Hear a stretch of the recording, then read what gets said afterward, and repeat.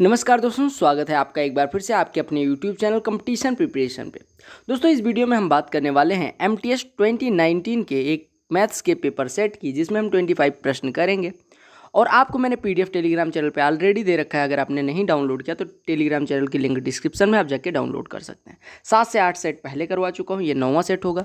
CHSL topic wise, CHSL shift wise, CGL, CPO, CHSL और MTS phase 8 IB सारे papers मैंने करवा रखे हैं shift wise topic wise. CGL mains के 2011 से लेकर 19 तक सारे मेंस के पेपर टॉपिक वाइज करवा रखे हैं।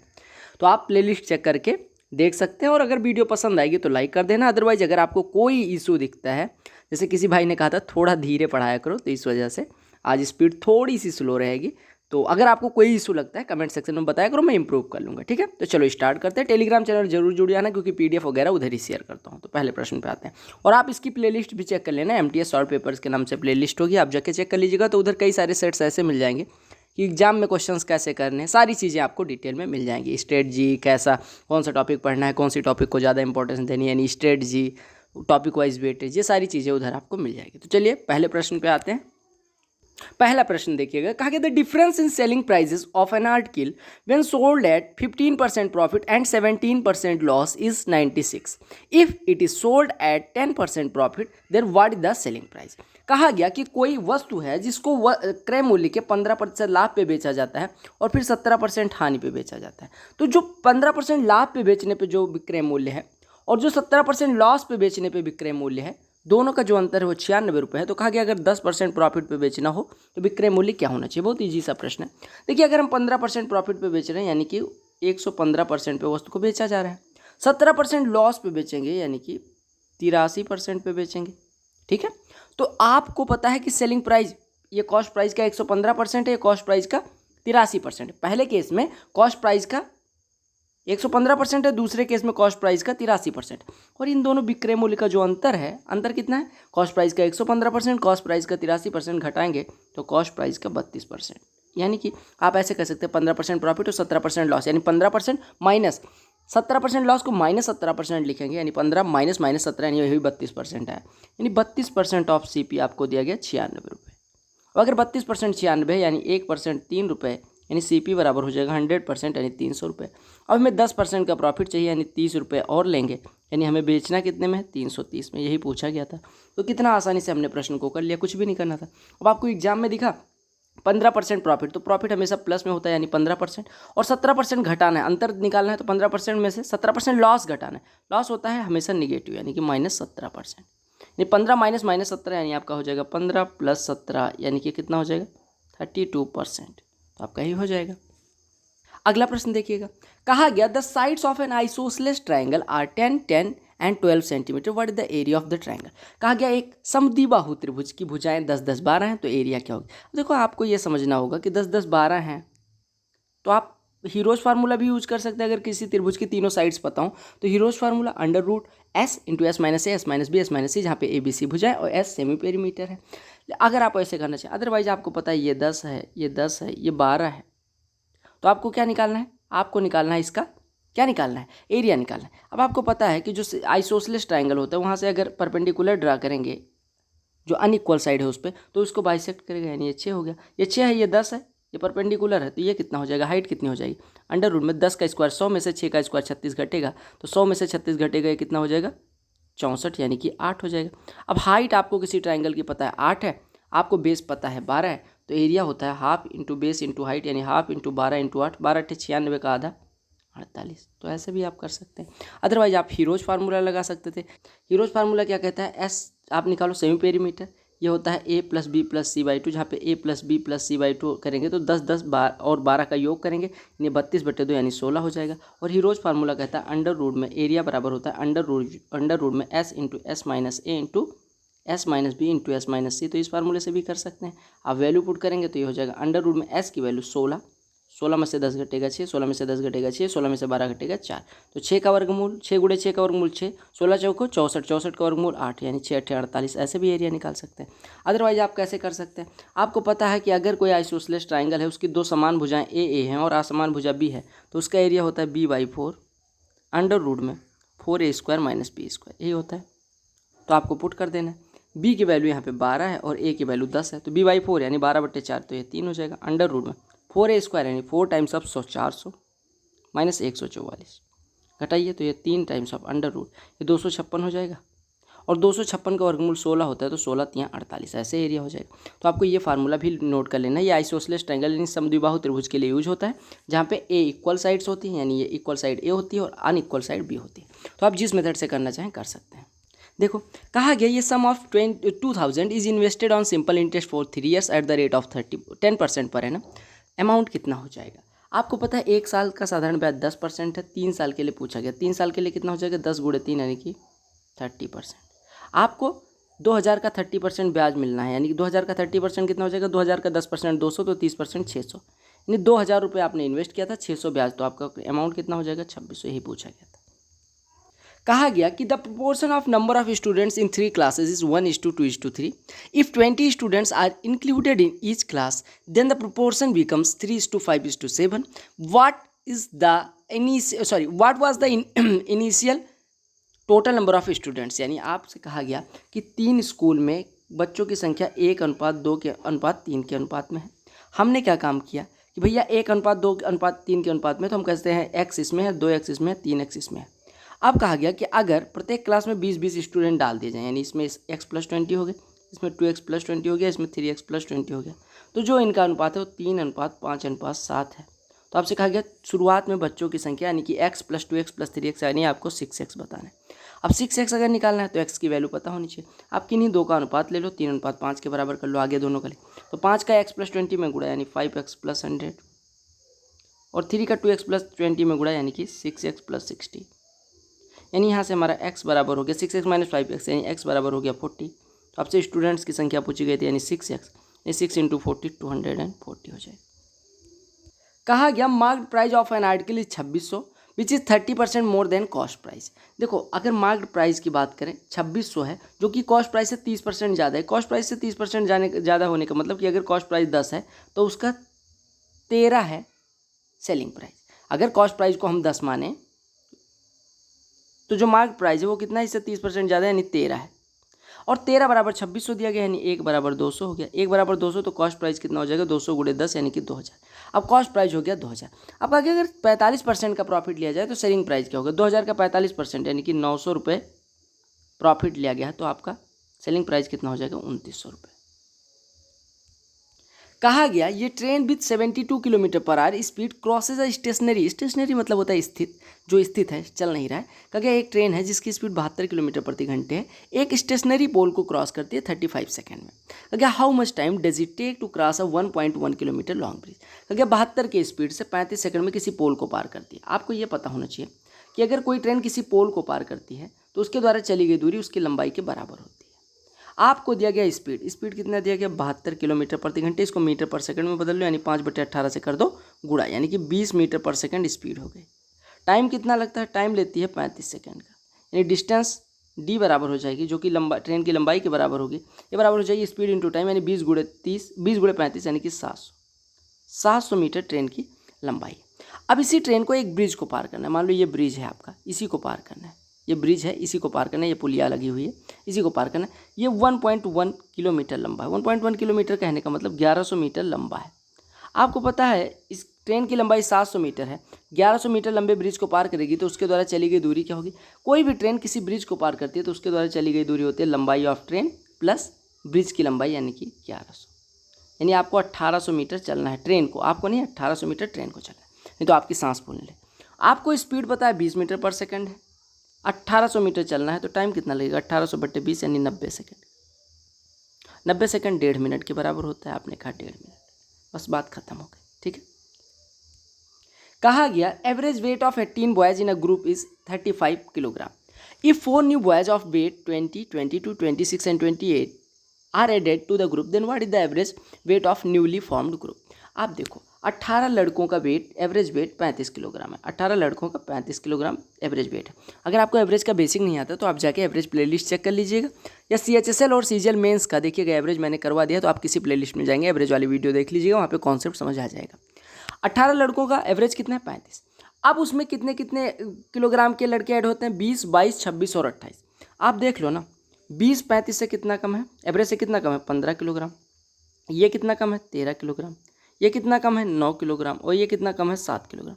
यानी ओवरऑल कुल कितना कम है, आप देखिए 15 13 28 9 28 और ये आपका 7 35 9 44, यानी 44 किलोग्राम कम है। एक बार फिर से देखिए 15 13 28 9 37 7 44, 44 किलोग्राम एवरेज वेट कम है। ध्यान दीजिएगा 44 किलोग्राम एवरेज वेट कम है।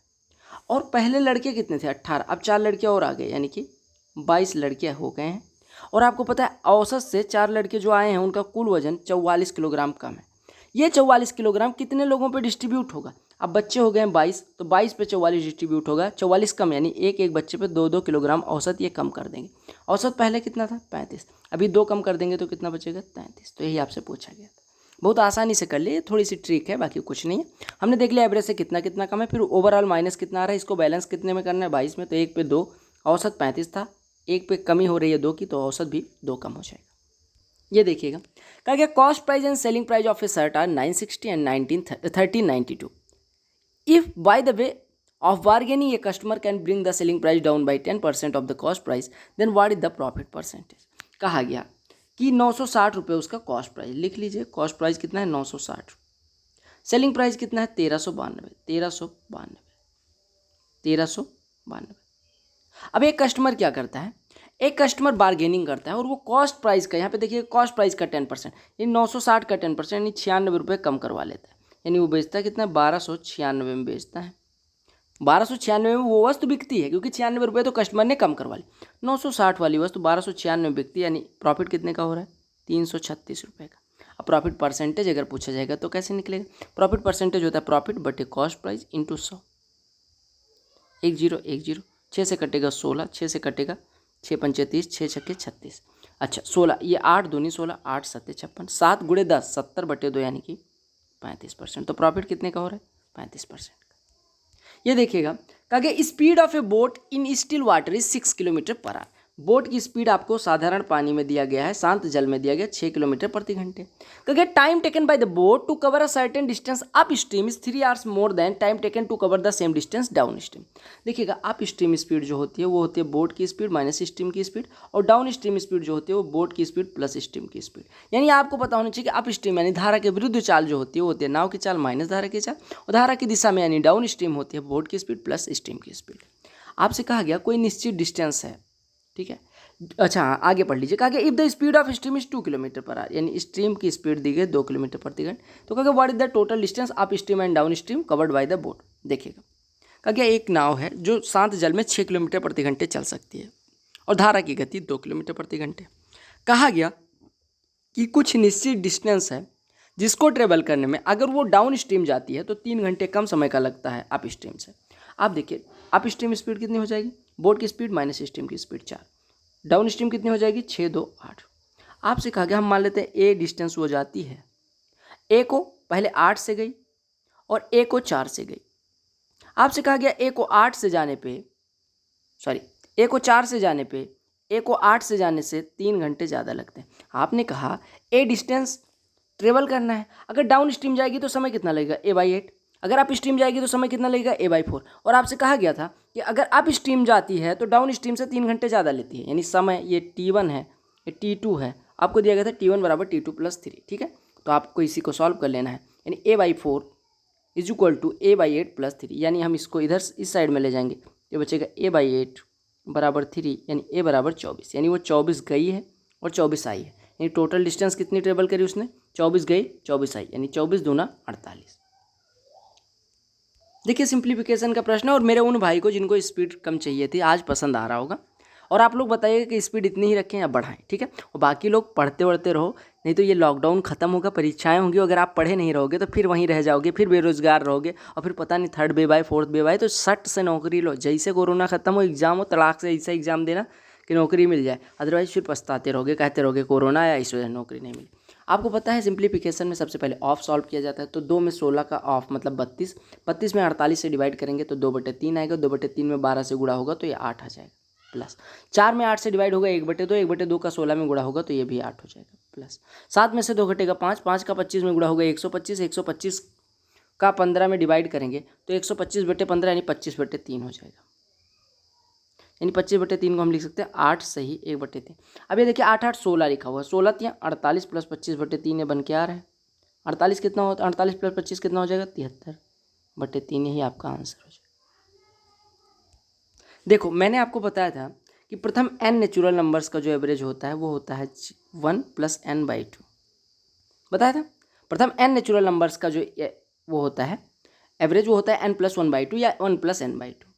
आपसे प्रथम 15 होल नंबर की बात की गई, तो यानी 0 से स्टार्ट होगा, होल नंबर यानी पूर्ण संख्या, तो 0 1 2 3 डॉट डॉट डॉट और 14 तक आएगा, क्योंकि 14 संख्या ये हो गई और एक संख्या 0 यानी 15। अब आपको एवरेज बताना है। एवरेज कैसे निकलेगा? एवरेज आपको पता है कि अगर प्रथम n संख्याओं का निकालना है तो 0 + 14/2 कर देंगे, यानी आपको फर्स्ट नंबर निकालना है, लास्ट नंबर निकालना है, /2 कर देना है, यानी कि 0 + 14 ये कितना हो जाएगा, 14/2, आपका एवरेज 7 हो जाएगा। ये क्यों होता है ये भी मैंने बताया था कि 1 से लेकर 14 तक का सम कैसे निकलेगा, n × n + 1/2 होता है। ठीक है, आपने कहा भैया कि n × n यानी 14 इंटू ये कितना हो जाएगा, 14 × 14 + 1 15/2, क्योंकि देखिए 14 ही संख्या है, 14 × 15/2 इसका योग हो गया। अब आपको पता है कि 14 × 15/2 अगर इतने का योग है तो 0 मिला के भी योग इतना होगा, यानी आपको सम पता चल गया इतना है। और पदों की संख्या 15 है तो 15 से डिवाइड कर दोगे तो एवरेज कितना आ जाएगा, 15 15 कट गया, 14/2 एवरेज हो गया। तो आपको याद रखना है कि जितनी होल नंबर्स का एवरेज पूछा जाएगा, मान लो यहाँ पे 15 का पूछा जा रहा है तो आपने कहा 15 में से 1 घटाओ 14/2 कर दो। अगर मान लो n होल नंबर का पूछा जाएगा तो क्या करोगे, n होल नंबर का अगर पूछा जाएगा तो n - 1/2। जैसे प्रथम n नेचुरल नंबर्स का क्या होता है, n नेचुरल नंबर्स का होता है n नेचुरल नंबर्स का क्या होता है n + 1/2, और n होल नंबर्स का क्या होता है n - 1/2। अच्छा प्रश्न था, कॉन्सेप्ट सीख लिया आप। ये प्रश्न देखो सिंप्लीफिकेशन का है, कितना आसान सा प्रश्न है।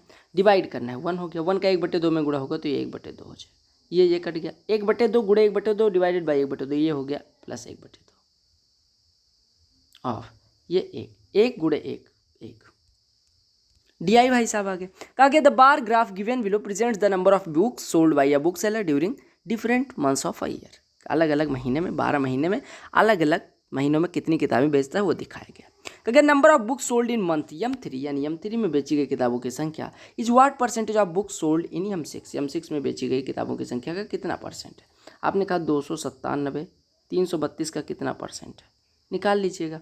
आप डिवाइड करेंगे तो आपको पता है 9 से अगर गुणा करें, 9 दूनी 18, 9 तिया 27, 1 28, 9 तिया 27 और 2 29 यानी 2988, यानी कि आपका 298.8 होता है, यानी 9 बार तो जाएगा नहीं, यानी 90 से तो कम होगा। अब 90 से कम होगा, अब ध्यान से देखिएगा 90 से कम एक ही ऑप्शन है, पहला ही ऑप्शन, तो आपका आंसर हो जाएगा।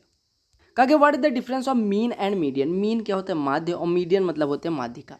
आपसे कहा गया माध्यिका और मीन का क्या होगा, डिफरेंस क्या होगा। अब देखो पहले इसको असेंडिंग ऑर्डर में लिखो, तो असेंडिंग ऑर्डर यानी 1 4 8 9, पहले इतना लिख लिया, 4 हो गया, 8 हो गया, 9 हो गया, 1 हो गया, फिर 13 18 13 15 18 21 23 35, यही पद हो गए, 13 15 18 21 23 35। ठीक है, अब आपको मीन निकालना है। मीन क्या होता है, सबका योग बटे पदों की संख्या, सबका योग करिए, और पदों की संख्या 3 3 6 4 10 6 4 10 है। ठीक है, अब अगर आपको मीन निकालना है तो सबको जोड़िए, तो 5 3 8 1 9 8 17 5 22 3 25 9 34 8 42 4 46 1 47 के साथ हासिल लाई 4 3 7 2 9 2 11 1 12 1 13 14 147/10, यानी कि एवरेज हो गया 14, मीन मतलब हो गया 14.7।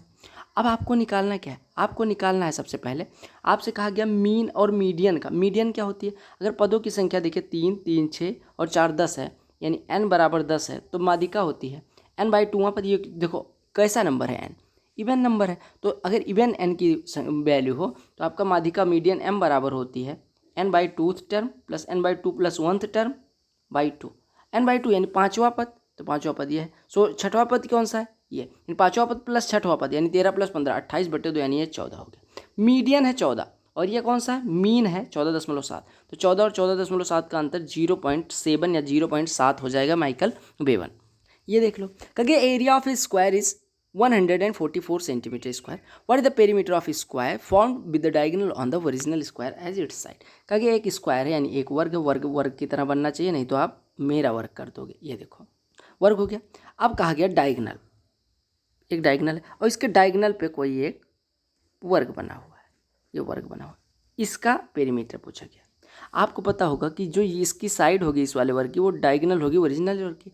ओरिजिनल वर्ग का एरिया 144 है तो साइड हो जाएगी 12। अगर साइड 12 होगी तो डायगोनल हो जाएगा 12√2। अब आपको रेड वाले जो स्क्वायर बन रहा है उसका पता चल गया साइड। अब साइड पता गया तो पेरीमीटर क्या होता है 4 times of diagonal, 4 times of side यानी 4 टाइम्स ऑफ, इसके लिए डायगोनल है यानी 4 टाइम्स ऑफ 12√2 यानी 48√2। ये रेड वाले का निकल के आया है। ठीक है, कितना कठिन प्रश्न है। 60% of A number is 168। Number क्या 60% कितना होता है 3/5। कितना है किसी संख्या का 3/5 168। तो संख्या यानी एक कितना होगा 168 गुणे 5/3। बस खत्म हो गया। 3 से काटोगे ये 56 आ जाएगा। 50 गुणे 5 250 और 30 इसमें और ऐड कर दो 280 हो जाएगा। कहा गया rabies as is 3/5 of Shyam से। जो चीज़ कहा जाए उसको सीधे सीधे लिख दिया करो। यानी रवि की आयु श्याम की आयु की 3/5वां हिस्सा, यानी श्याम की आयु अगर हम 5x माने तो रवि की आयु इसका 3/5वां हिस्सा यानी 3x हो जाएगी।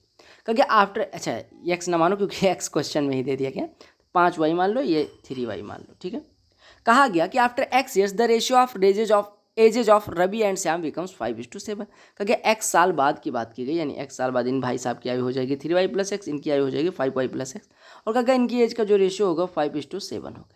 तो कहा गया if initially the sum of their ages is 32। कहा गया अगर इनिशियल में उनकी आयु का योग 32 है, इनिशियल में कैसे निकलेगा 3y + 5y कितना हो गया 8y। 8y बराबर दिया गया 32, 8y 32 है तो y बराबर 4, y बराबर 4 हो गया। तो आप पहले इनकी आयु निकाल लो।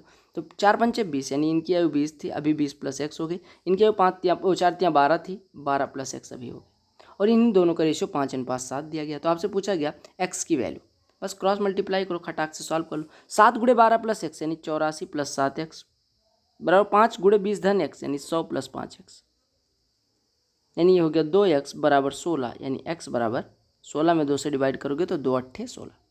कहा गया what is the number of books sold by book seller in the year. आपको सारे जोड़ना है, तो जोड़ने में आपको पता होना चाहिए। अब इसमें कोई शॉर्ट ट्रिक है नहीं, सबको जोड़ दो। तो 2 2 4 7 11 3 14 8 22 2 24 5 29 9 38 3 41 3 44 7 51 1 52 के 2 हासिल 5 8 5 13 5 18 3 21 1 22 8 30 6 36 3 39 2 41 1 42 9 51 6 57 3 60 के 0 हासिल 6 4 10 4 14 4 18 4 22 3 25 3 28 3 31 3 34 3 37 2 39 2 41 2 43 102। आपका आंसर हो गया, आंसर हो गया।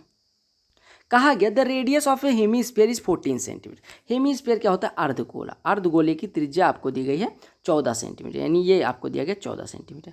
कहा गया what is the cost of painting the outer surface area of the hemisphere. आपको पता होना चाहिए अगर आउटर एरिया को पेंट करना है यानी इस एरिया को, तो इसको बोलते हैं कर्व सरफेस एरिया, जो कि होता है 2πr²। ठीक है, और अगर टोटल सरफेस एरिया की बात करें TSA की तो 3πr² होता है। ये आपको पता होना चाहिए। कर्व सरफेस एरिया कितनी होती है 2πr², और टोटल सरफेस एरिया यानी कुल पृष्ठ क्षेत्रफल होता है 3πr²। अब यहाँ पे r की वैल्यू रख दो, आपका आंसर हो जाएगा। अच्छा 45 रुपये 1 सेंटीमीटर स्क्वायर का, तो इतने सेंटीमीटर स्क्वायर का गुणे 45 हो जाएगा, बस इतना ध्यान रखना। तो हो गया 2 × 22/7 गुणे r² यानी 14 × 14 गुणे 45, यही करना है। तो ये 7 से कटा 2, 45 चौको 180 हो गया, और गुणे 22 × 14 यानी 14 दूना 28 से 304 हो जाएगा। देख लीजिएगा, नहीं 308 हो जाएगा। 14 दूना 28, 14 दूना 28 और 2 30। ठीक है, अब 18 से इसमें गुणा करना है, तो आप एक जीरो लगाओ। 18 × 144, तो ये एक हासिल आ जाएगा। 18 × 54 1 55 हो जाएगा, यानी इतना रुपया लगेगा 55,440 रुपया लगेगा। तो आपको यहाँ पे टोटल सरफेस एरिया और कर्व सरफेस एरिया का फार्मूला जानना था। कहा गया what is the largest 2 digit number which when divided by 6 and 7 gives remainder 3 and 4। कहा गया 6 और 7 से डिवाइड करने पे 3 और 4 रिमाइंडर है। नंबर सिस्टम में मैंने बहुत डिटेल से करवाया है, अगर ऐसा क्वेश्चन है तो आप ऑप्शन से कर लिया करो। सबसे बड़ी पूछा गया तो सबसे बड़ी के लिए पहले 94 में डिवाइड करोगे। 94 में अगर 6 से डिवाइड करोगे तो शेषफल कितना आएगा 4, जबकि आना कितना चाहिए 3, तो ये तो नहीं हो सकता। दूसरा इससे बड़ा कौन सा है 84, मतलब इससे छोटा जस्ट और सबसे बड़ा। 84 में 6 से डिवाइड करोगे तो 6 ये पूरा कट जाएगा। 6 × 14 84 होता है, तो इसमें 3 शेषफल नहीं बचेगा, यानी ये भी नहीं होगा। 83 में करोगे तो 5 शेषफल बचेगा, ये भी नहीं होगा। 81 में करोगे तो 6 से डिवाइड करोगे 78 3 शेषफल आएगा, और 7 से डिवाइड करने पर 7 से डिवाइड करोगे 77 4 शेषफल आएगा, यही आपका आंसर हो जाएगा। और कैसे करते हैं ये तो आपको पता ही होगा, मैंने नंबर सिस्टम में करवाया है, आप जाके देख लीजिएगा। कहा गया इस sum of 10,000 is invested on compound interest for 3 years if the rate of interest is 10% per annum for first 2 years and 50% annum for third year, what will be the interest. कहा गया कि पहले 2 सालों के लिए 10% रेट पे compound interest पे invest किया गया है, और अगले साल यानी तीसरे साल के लिए 50% पे इन्वेस्ट किया गया, तो आपको बताना है टोटल इंटरेस्ट कितना अर्न कर पाएंगे। अब आप 10, 10 और 50 का सक्सेसिव निकाल लो, तो 10 और 10 का तो आपको पता है 21 होता है, और 21 और 50 का कितना हो जाएगा 21 प्लस 50 और प्लस 21 गुणे 50/100 यानी कि 10.5, क्योंकि 21 गुणे 50/100 यानी कि 21/2 यानी 10.5। तो आप जोड़ोगे तो ये हो जाएगा 50, 21, 71, 10 81.5% मिलेगा। आपको पता है 100 का 81.5%, 81.5 हो जाएगा, 1000 का 815 रुपये, तो यही आपका आंसर हो जाएगा।